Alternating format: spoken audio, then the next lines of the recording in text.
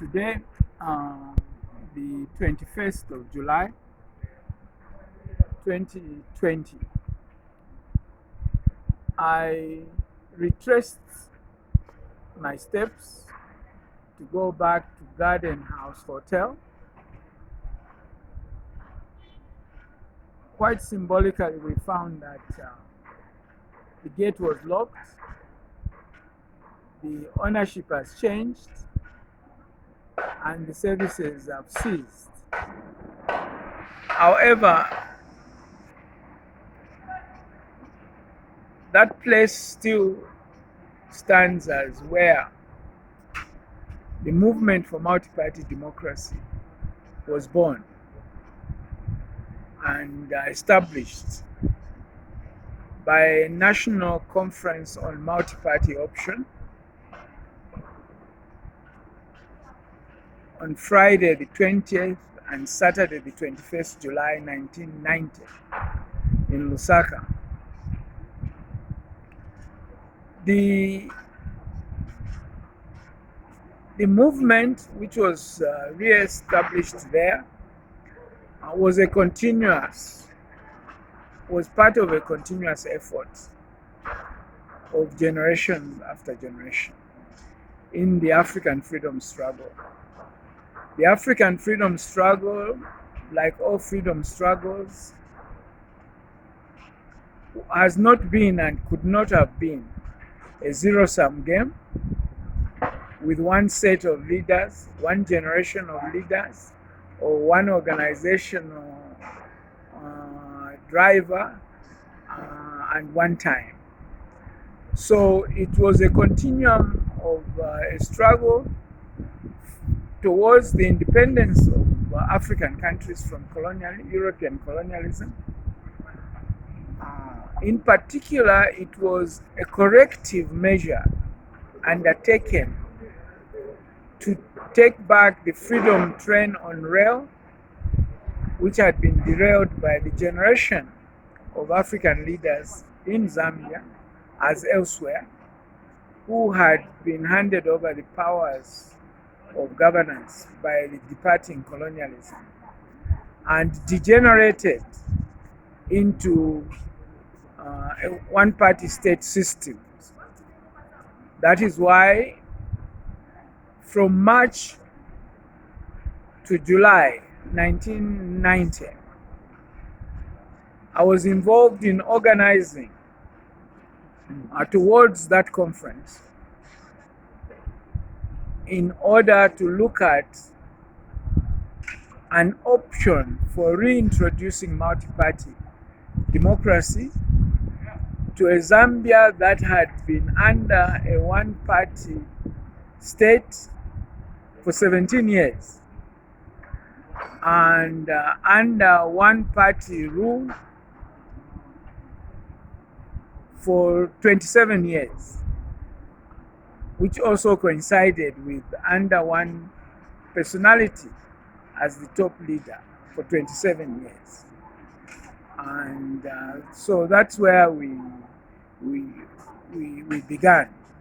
And that is the environment in which we moved to that. I said we started organizing in March 1990 as a result of a national convention which was called by the one-party state, but which was open to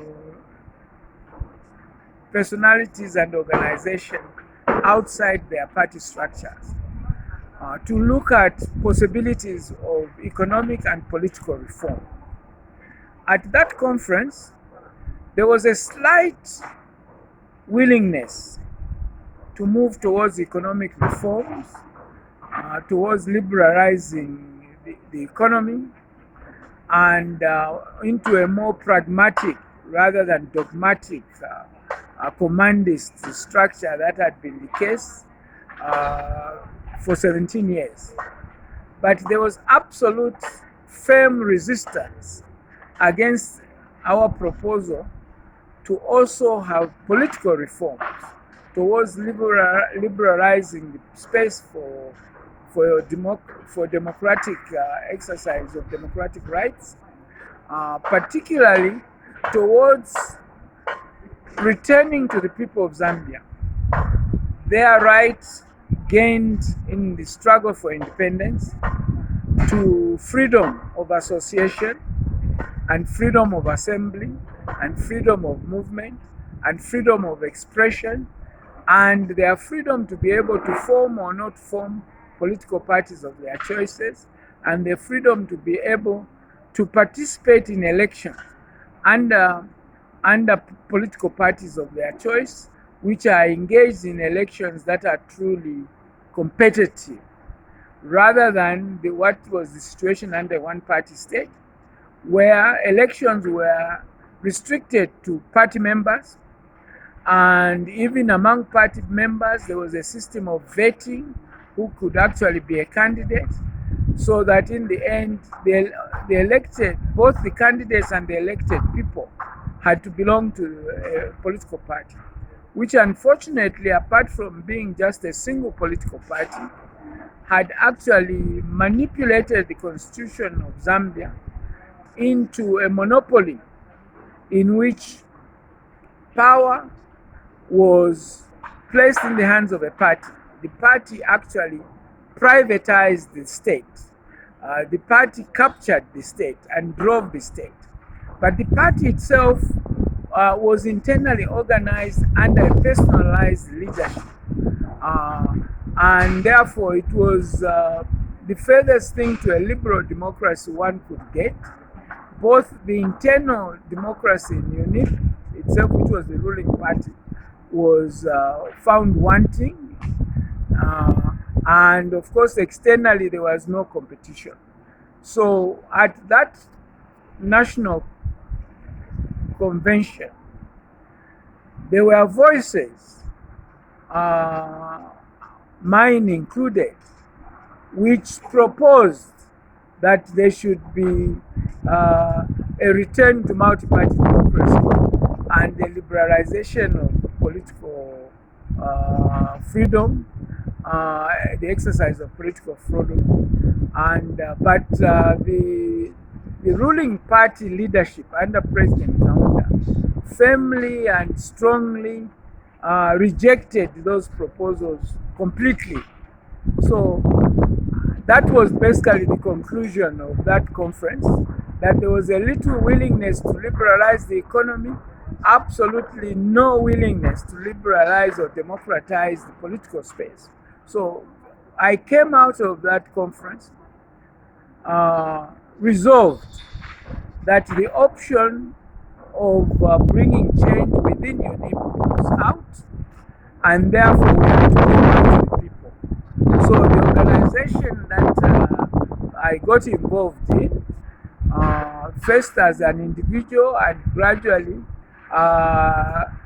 engaged and consulted and recruited other people to join in the movement, to the extent that I can say without any